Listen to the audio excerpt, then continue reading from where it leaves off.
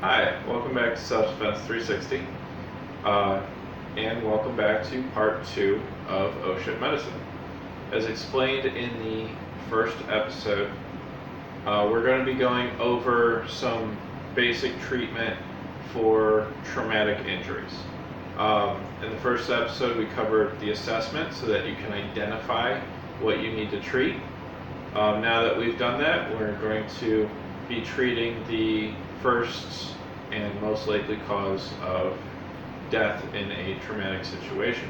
And it's going to be hemorrhage, part of our HABCs. There's 3 areas of hemorrhage and only really a few ways to treat it. The most common cause of preventable battlefield deaths is going to be extremity hemorrhage. So that's going to be your arms and your legs and bleeding out from there. First thing you want to do is tourniquet. I'm going to show you how to do it with an actual tourniquet, and then I'm going to show you how to make a tourniquet. Next is, if you're able to stop the bleeding with a tourniquet, then you can move on to bandaging an extremity.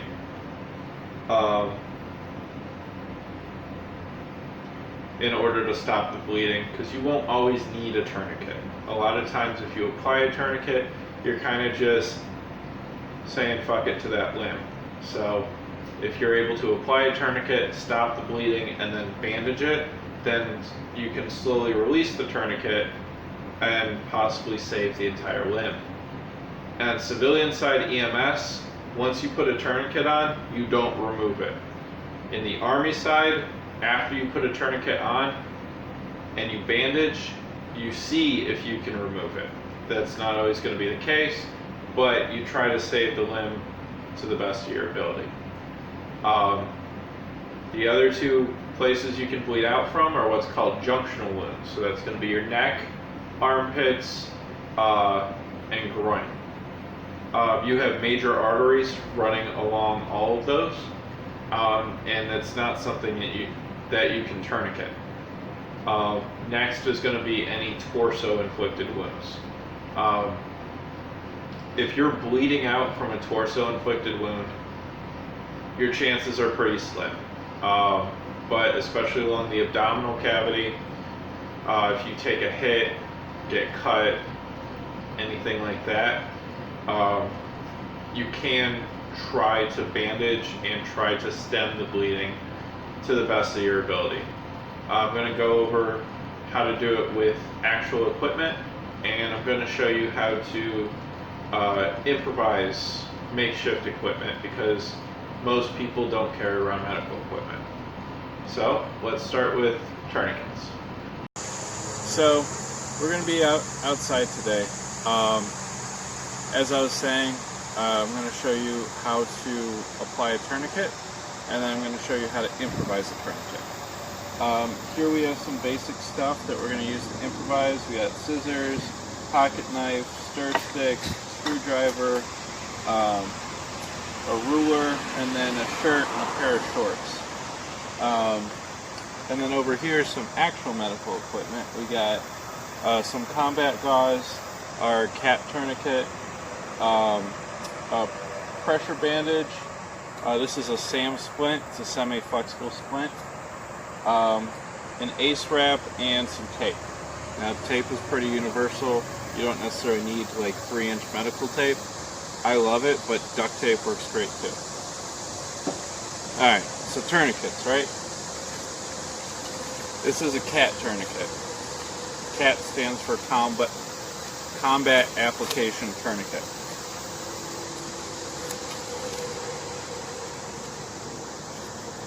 So yes, it's a combat application tourniquet. But what you'll do is you'll unwrap it.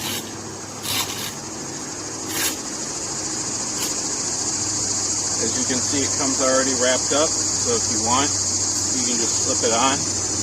Or if you're going to put it on your arm, you just slip it on your arm.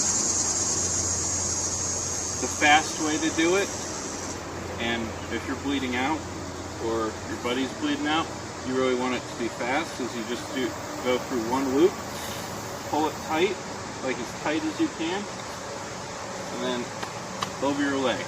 And whenever you're treating a trauma and you're one of the injuries, you want to treat yourself first. Because if you're the only one who knows what they're doing, then you're no good to anyone if you bleed out. So you make it as tight as possible. Now that's not going to stop the bleeding. This is why I don't like belts as tourniquets. Because no matter how tight you make the belt, it's never going to actually stop the bleeding, just slow it a little bit. Alright, so they call this a windlass. When you do your improvise, you're going to have to make one of these. What you'll do is you just start twisting it.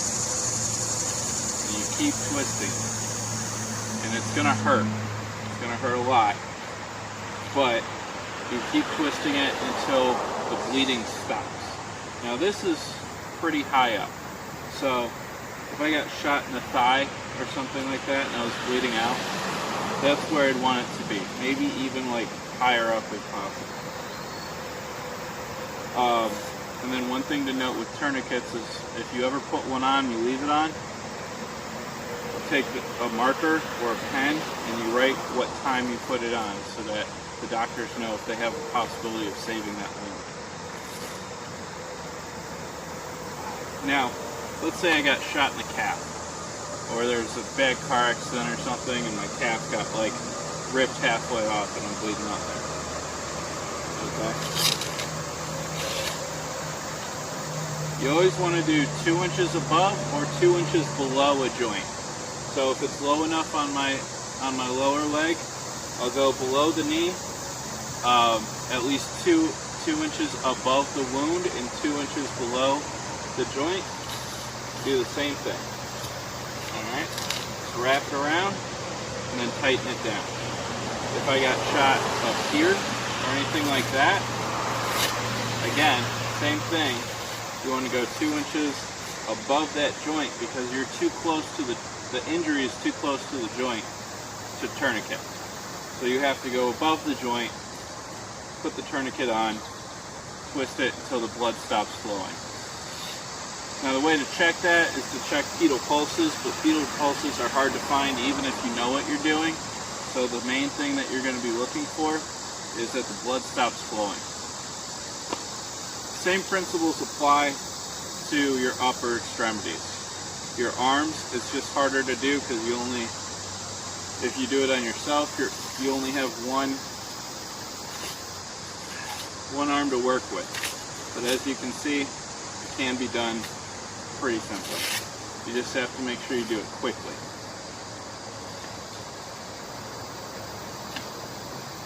Now, I'm going to show you how to make a improvised tourniquet. The key to an improvised tourniquet is, one, you need 2 straps because you don't have that clip there like the cat does to catch the windlass. So you need 1 strap to tighten down and 1 strap to hold your windlass that you're going to use to tighten down the tourniquet. The other thing is the same rules apply. 2 inches, 2 inches, or I like 2 to 3 fingers. And that goes double for an improvised because you need the improvised strip to be about that long, as well as, or about that wide, as well as measuring from injury or joints. So, I got a knife, I got scissors. I'm actually going to use these little shorts because the waistline along them works great for creating a tourniquet. Now, if you're in a school or something, you probably don't have a knife, but you probably will have scissors. So we're going to start with that. Make a cut.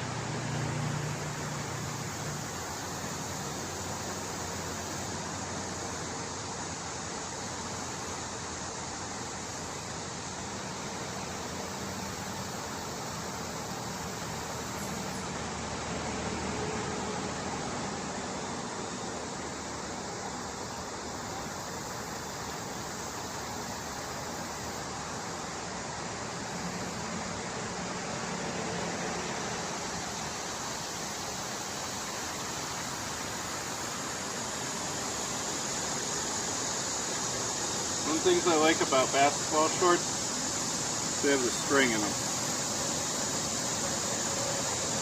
And then I got a screwdriver here, and I got an old stir stick. I'm actually going to use the screwdriver because you're more likely to have that. If you have like a wooden spoon or a big marker or something, you use that too. Now, remember, speed is your priority. So, don't worry about the second strap at first, worry about that first strap. You tie it around the limb, tie it down, place whatever you're using as a windlass, and make another knot over that. You can even double knot it if you need to.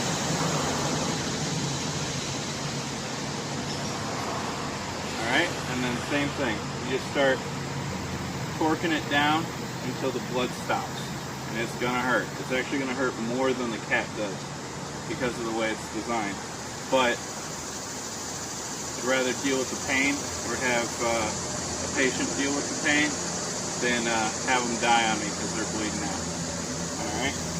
Now, once you do that, you're gonna lie your windlass along straight on the limb, and then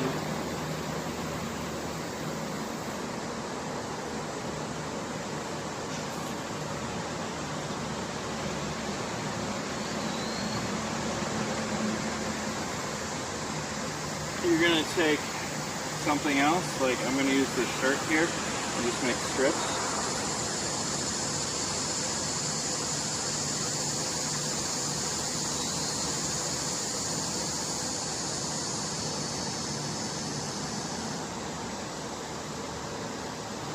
One of the nice things about clothes is you don't always have to just scissor the whole thing. Sometimes you just need to get past the seam and tear it.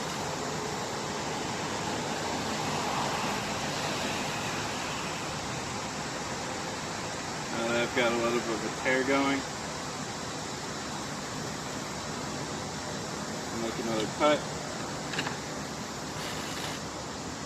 and then just tear off another strip.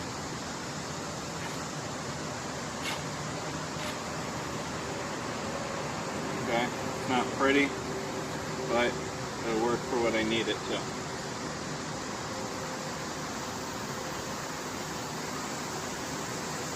So what I'll do is I'll wrap it back around, and then I'll do the same thing.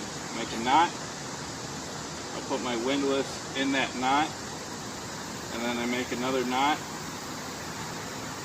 and that will secure it so it doesn't come untightened and let the blood flow. And that's the basics of how you make an improvised tourniquet. So now that we've covered tourniquets, next thing we're going to go over is pressure bandages. Pressure bandages are used if you have like a large gaping wound, but it's not an immediately life-threatening thing. You will definitely have a lot of blood, but I don't like using tourniquets unless I have to, or leaving a tourniquet on unless I have to. Unless it's bright red spurting blood. That is arterial, there's pressure behind that, and it's really hard to stop the flow of arterial blood without a tourniquet. However, if you have a large gaping wound, like if you get shot in the calf or the arm or something like that, and you don't rupture an artery, then a pressure bandage is your go-to. So, this is a pressure bandage, also known as an Israeli bandage. It comes in a airtight package, and if you open one of these, make sure that you save the plastic on it, because you can use that for something else. Alright? I'll show you that in the next video. So, as you can see, it's got a lot of packaging, but it's pretty easy to just rip apart.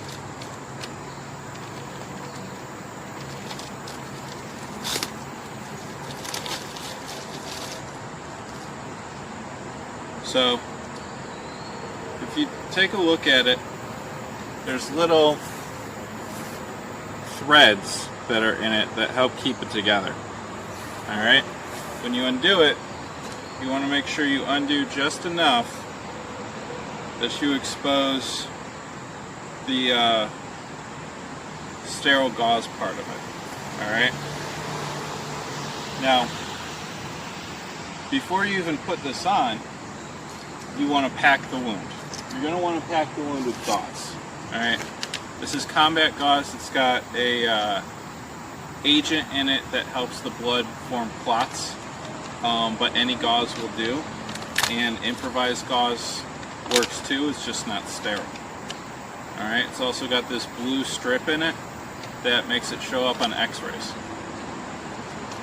So, this stuff is pretty neat, but let's say you have a large gaping wound on your calf, right? First thing you want to do is pack it with gauze. You're going to take the gauze, wrap it around the finger, stick it in the hole, and push it in. Alright? Keep doing that. Keep wrapping it around the finger and sticking it in the hole. Alright? As dirty as that sounds, it'll help you remember it. So just keep fingering that hole with gauze till it's all packed up and the bleeding starts to stop. Next, take your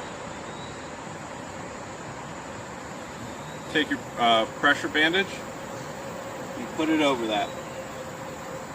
Alright?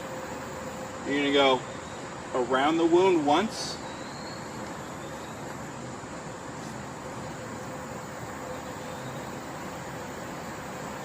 You're going to go through the alligator teeth and then back around. And when you go back around, you're going to pull it tight and then back around, and that helps create that pressure on that wound to stop the bleeding. And then you just wrap it up really tight. Alright?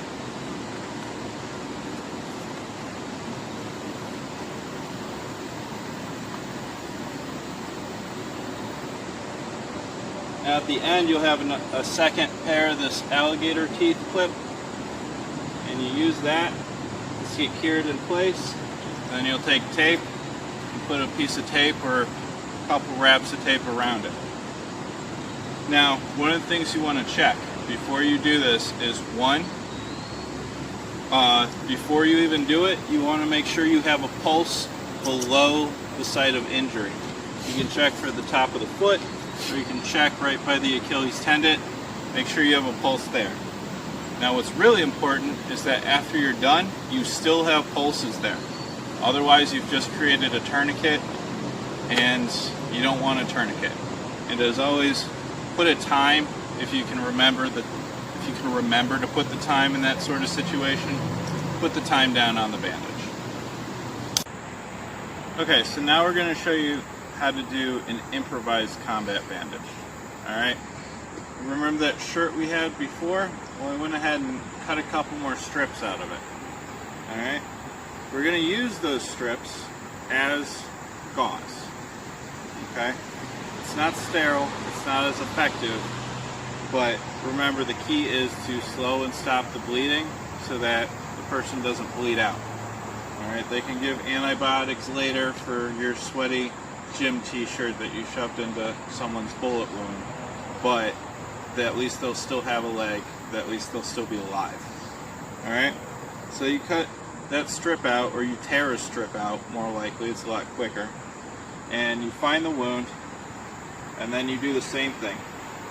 Shove it in there, wrap it around, shove it in, until you pack that wound tight and it stops bleeding, or at least it starts to stop bleeding. Alright, I will not stop packing a wound until the blood flow stops seeping through the gauze.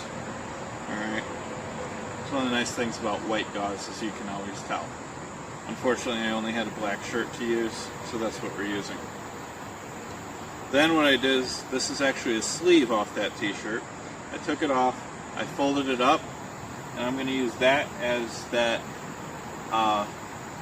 bandage area to place over the wound. You want to make sure it's covered up completely, and then you're going to take another strip of cloth, go over it, and then you just tie it down, right? You want to make sure it's really tight. So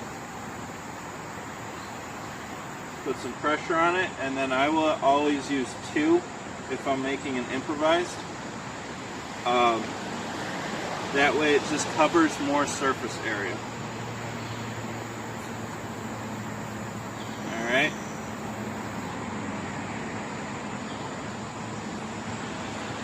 And there you go. Now this is not as tight, it's not sterile, it's not as effective as the packaged pressure bandages, but it works, and you work with what you got to work with. Alright? So next we're going to move on to inguinal wounds, or junctional wounds. Okay? It's going to be your neck, your inguinal area, and armpits. I'm going to show you how to pack and bandage those, and then cover the same thing when it comes to improvising. So it started raining, so we had to come back inside. But we're going to go over how to address inguinal wounds. Before I go too deep into that, I want to say something about any wounds on the torso. Alright?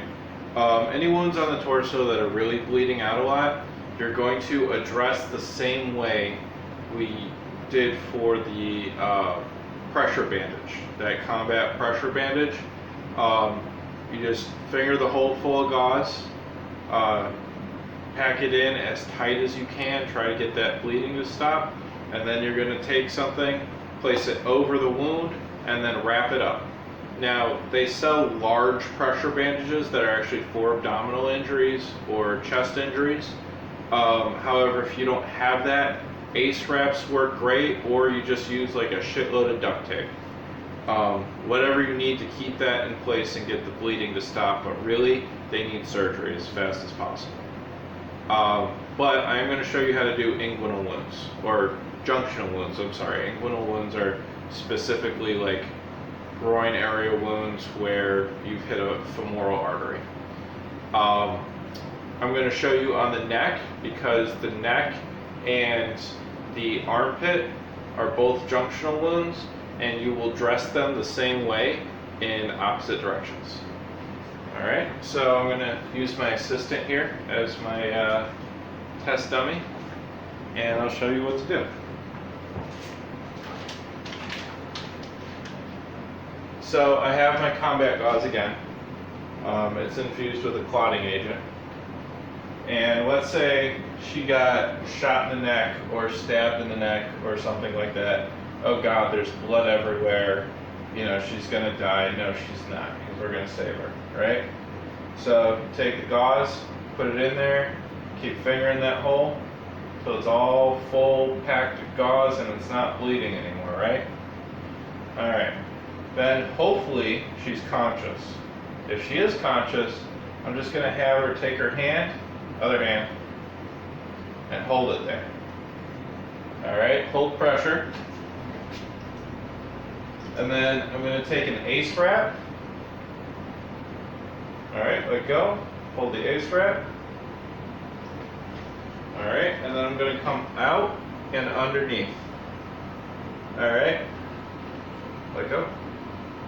Now you're going to make this really tight, but as you're doing it, okay, you want to make sure that you don't cut off their airflow. So if they start having pressure on their trachea, put a little bit of twist into your ACE wrap and make sure you pull it off center of their airway. Alright? Once you're at the end there, you're going to take it and you're going to tie a knot. Okay? Now remember, these are major arteries we're dealing with. You have carotids on both sides of the neck. So it has to be tight. Okay? Once you've tied it off, you're going to take your tape and just put a tape back around where your ACE wrap is. Alright? Now this is going to be the same thing you're going to do if, let's say they took a stab to the armpit or they got shot in the armpit or something and then cut their brachial artery. You're going to pack it full and then wrap it the exact same way, also making sure that you don't cut off their airway. Alright, so the last part of the bleeding control is going to be inguinal wounds. Inguinal wounds are specifically trauma to the groin area that will potentially affect like your femoral arteries that run through there. Femoral arteries are some of the biggest arteries in your body, and they're really hard to get to if it's not on the leg. So in this particular instance, you're going to need a belt. You can use your belt. If someone else has a belt, use that. If you have just something to use like a belt, you can use that. So I'm going to have my assistant come over, and she's actually not wearing a belt with her pants. So I'm going to grab one of my old tactical belts and use that. Let's pretend I'm the one wearing it. I would use my belt, but my belt's doesn't have enough holes and isn't small enough for her. So I'm going to put this belt on her, and it's going to be used as an anchor point.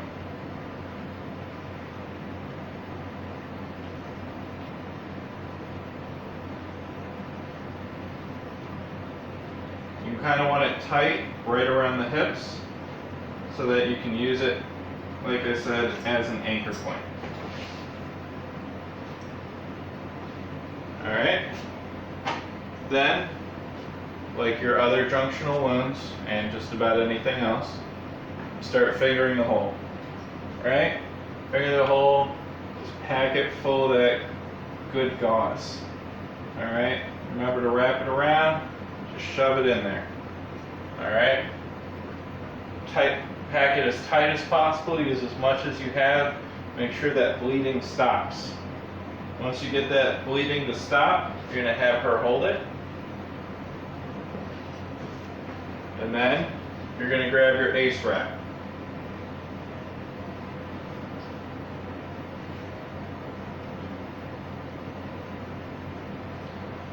You're going to tie it around the belt, and then you're just going to go over and under, and then on the back side, you're going to loop it through the belt. Just like that. And then you're going to come back. And you're going to go over that again and do the same thing. Trying to make sure you keep as much pressure on that wound as you can. And if you have to like go through the leg and back over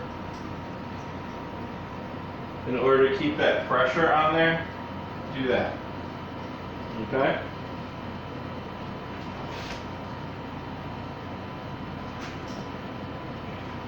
Now hopefully you have more, but if you don't have more, then you work with what you got, and you make sure the pressure stays on there. That's why you pack it tight to begin with. Alright?